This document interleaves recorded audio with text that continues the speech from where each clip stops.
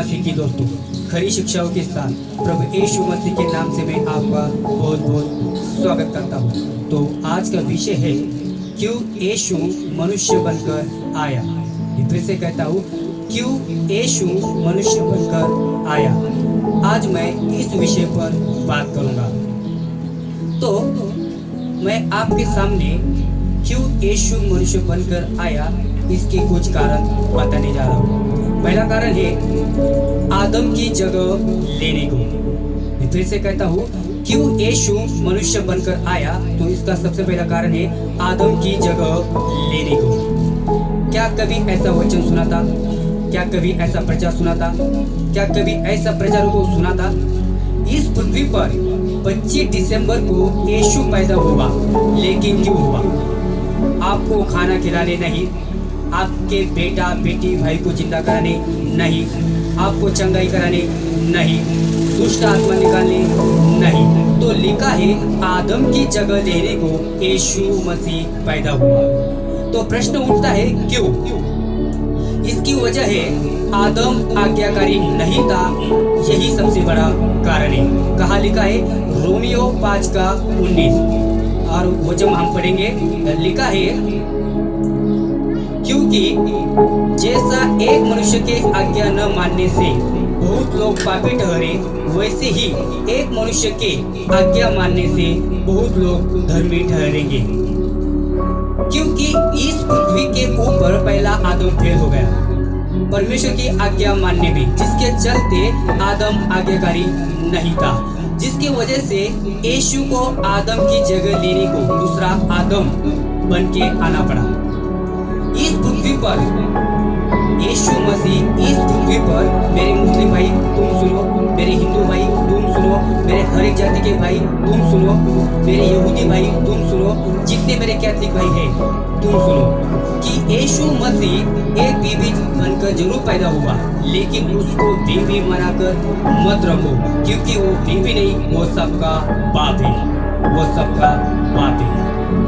मुझे पवित्र नहीं बनना, यीशु की पवित्रता में मुझे पवित्र रहना है। मुझे बाहर की धार्मिकता में नहीं, तो मुझे यीशु की धार्मिकता में धर्मी बनना है।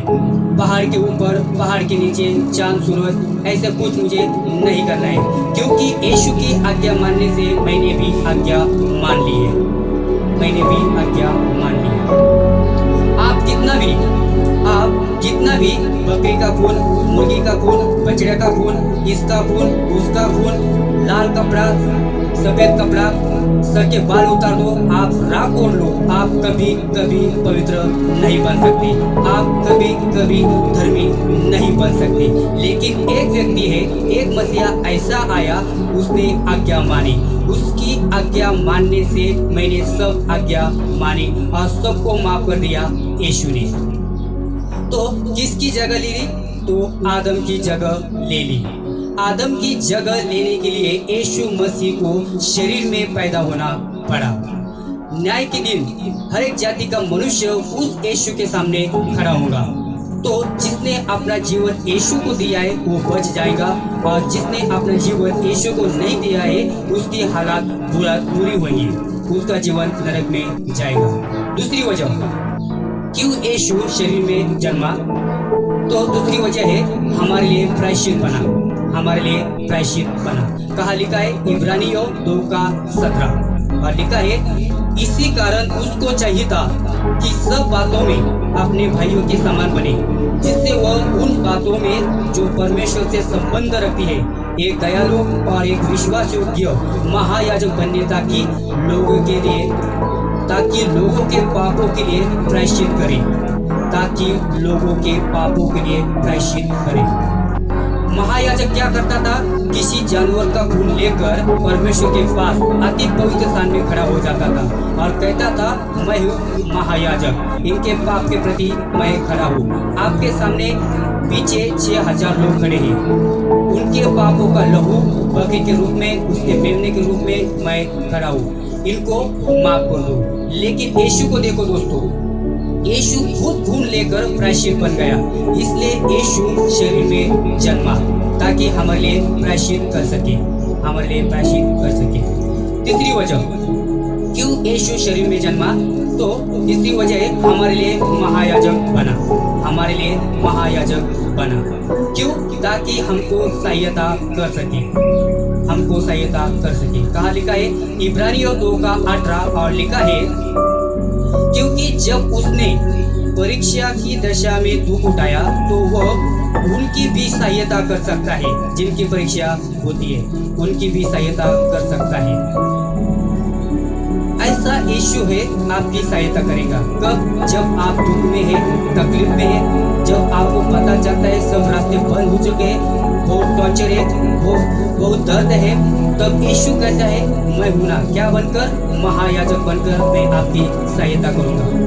यीशु को दर्द क्या है पता है, यीशु को भूख क्या है पता है, यीशु को प्यास क्या है पता है, घर नहीं पता है, पैसा नहीं पता है, अपमान होना पता है, बदनामी क्या है पता है, झूठ बोलकर बदनाम करना पता है, घर में से बाहर निकलना पता है। यीशु को कोई पागल कहते थे, ये भी उसको पता था। तो आपको कोई बुरा कहता है, यीशु उससे गुजर चुका है। आपको तकलीफ में है, यीशु उससे गुजर चुका है। आप अभी दर्द में जी रहे हैं, यीशु उससे गुजर चुका है। आपको कोई पागल कहता है, यीशु उससे गुजर चुका है। घर वाले आपको नाम रखते हैं, यीशु उससे गुजर चुका है। यीशु कहता है मेरा बेटा, मेरी बेटी, मेरे दास दासी, मैं इससे गुजर चुका हूँ और मैं ऐसा महायाजक हूँ कि जो तेरी में सहायता कर सकता हूँ, तेरी सहायता मैं कर सकता हूँ। इसलिए यीशु शरीर में जन्मा ताकि हमारे लिए महायाजक बन सके, हमारे लिए महायाजक बन सके। चौथी वजह क्यों यीशु शरीर में जन्मा? तो हमारे लिए मध्यस्थ बना, हमारे लिए मध्यस्थ बना। क्यों? परमेश्वर के पास में हमारे लिए एक बिचवाई करने, मध्यस्थ करने के लिए एक चाहिए था।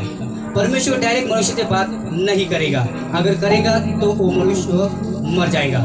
उदाहरण देखेंगे मूसा 40 दिन परमेश्वर के पास बात करके नीचे क्या उतरा तो इस्राएली क्या कहती है, आपका चेहरा नहीं देख सकते। बोला क्यों?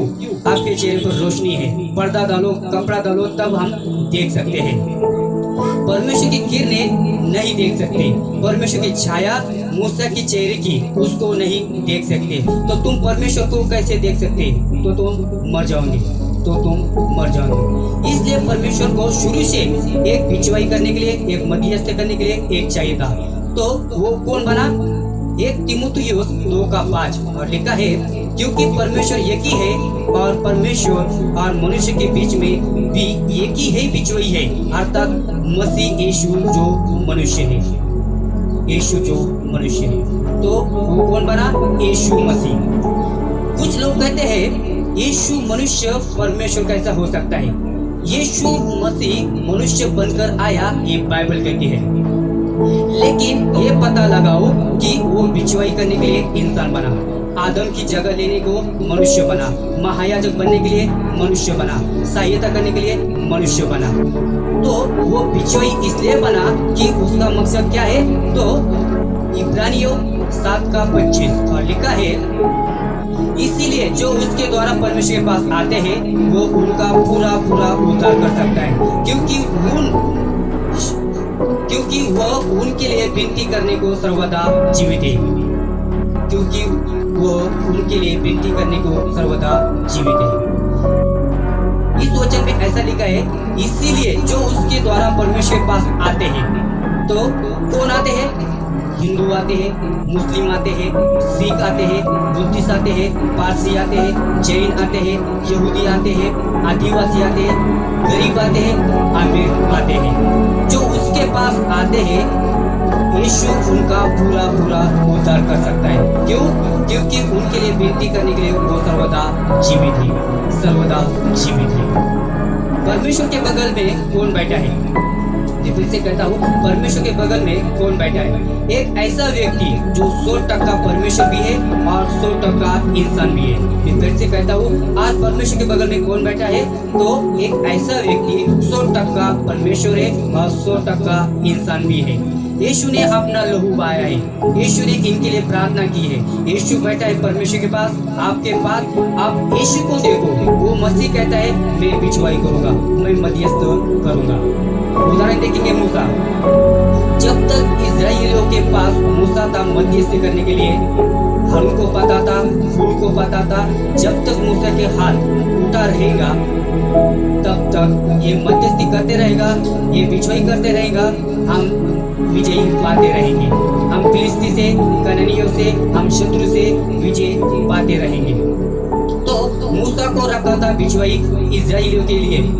एलिया की बात कर लो तो एलिया को रखा था मध्यस्थी करने। कहा लिखा है याकूब का 5:17 और लिखा है एलिया भी तो हमारे समान दुख सुख भोगी मनुष्य था और उसने गिड़गिड़ाकर प्रार्थना की कि मेह न बरसे, और 3.5 वर्ष तक भूमि पर मेह नहीं बरसा। तो परमेश्वर ने मूसा को, एलिया को बिछवाई करने के लिए रखा था। तो आपके पास भी अनंत काल का, जो कभी मर नहीं सकता, हमेशा जिंदा रहेगा, उसको कोई वापस मौत नहीं मार सकती, इसको कोई कब्र नहीं रोक सकती। परमेश्वर के ठीक बगल में खड़ा होकर बैठकर आपके लिए बिछवाई कर रहा है, आपके लिए बिछवाई कर रहा है। कहा लिखा है रोमियो 8:34। फिर कौन है जो दंड की आज्ञा देगा? मसीह वो है जो मर गया, वरन मुर्दों में से जी उठा और परमेश्वर की दाहिनी ओर है, और हमारे लिए निवेदन भी करता है, हमारे लिए भी निवेदन करता है। परमेश्वर कहता है मुझे मूसा नहीं चाहिए, मुझे एलिया नहीं चाहिए, मुझे कोई नेशनल, इंटरनेशनल, अमेरिका, इधर का उधर का बड़ा बड़ा नाम वाला सेवक नहीं चाहिए। क्यों? क्योंकि मेरे पास में एक ऐसा मसीहा है जो मेरे लिए विनती करता है, जो मेरे लिए विनती करता है। इसलिए जब आपके पास इतना बड़ा अच्छा मध्यस्थ है तो यहाँ वहाँ क्यों जाते हो, यहाँ वहाँ क्यों जाते हो? इससे प्रार्थना क्यों करवाते हो, उससे प्रार्थना क्यों करवाते हो? उसको पैसे भेजो, उसको पैसे भेजो, इसको 5,000, उसको 10,000, उसको 15,000, उसको 20,000। लोग कहते हैं मेरे लिए प्रार्थना करो, मेरे लिए प्रार्थना करो। तो ये क्यों भूल गए कि आपके पास में एक ऐसा पास्टर है, एक ऐसा प्रभु है, एक ऐसा रखवाली है जो तुम्हारे लिए मध्यस्थी करता है, तुम्हारे लिए प्रार्थना करता है, तुम्हारे लिए निवेदन करता है। तो वो पास्टर कौन है? दुनिया का सबसे बड़ा पास्टर है वो यीशु मसीह। तो आपको किसके पास जाना है दोस्तों? तो आपको किसके पास जाना है दोस्तों? हम क्यों इधर उधर भटक रहे हैं? हम क्यों प्रार्थना निवेदन दे रहे हैं? कभी इसको, कभी उसको, कभी प्रेयर टावर को, कभी ए टावर, कभी वो टावर। लेकिन आप यीशु के पास क्यों नहीं आते? आप यीशु के पास क्यों नहीं आते? जिसके पास में आपकी सारी समस्याओं का पावर, मेरे लिए प्रार्थना करता है, मेरे लिए मध्यस्थी करता है, मैं नहीं भागूंगा इधर उधर, मैं अभी चिट्ठियाँ नहीं भेजूंगा, किसी संस्था को चिट्ठी नहीं भेजूंगा, किसी देश विदेश में, अमेरिका, अफ्रीका में प्रेयर फॉर मी, ऐसे किसी प्रकार का फोन, किसी प्रकार का व्हाट्सएप पर, फेसबुक पर प्रार्थना निवेदन नहीं दूंगा। क्यों?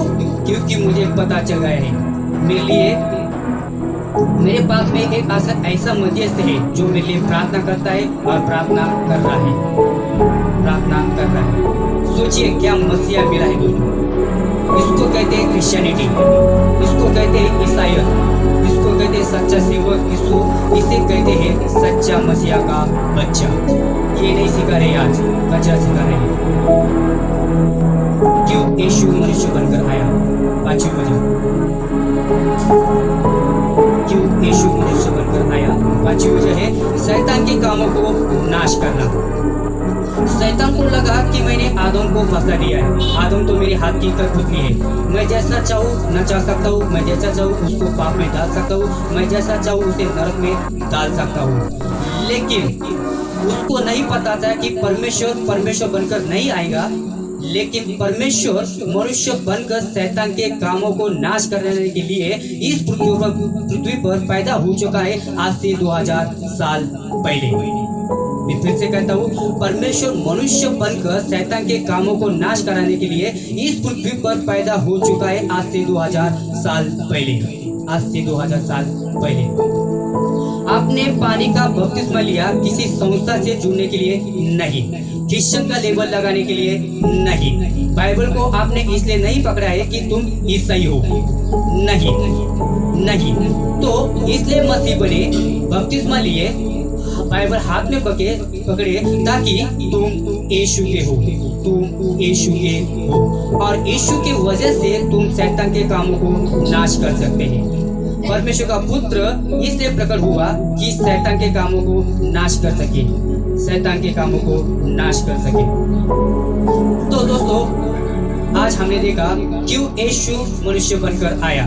तो पहला कारण देखा आदम की जगह लेने को, पहला आदम फेल हो गया, दूसरा आदम बन के यीशु को आना पड़ा। दूसरा कारण देखा हमारे लिए प्रायश्चित बना, कौन बना? यीशु मसीह। तीसरा कारण देखा हमारे लिए महायाजक बना, तो कौन बना? यीशु मसीह। हमारे लिए मध्यस्थ बना, कौन बना? यीशु मसीह। और शैतान के कामों को नाश करने के लिए यीशु इस दुनिया में पैदा हो चुका।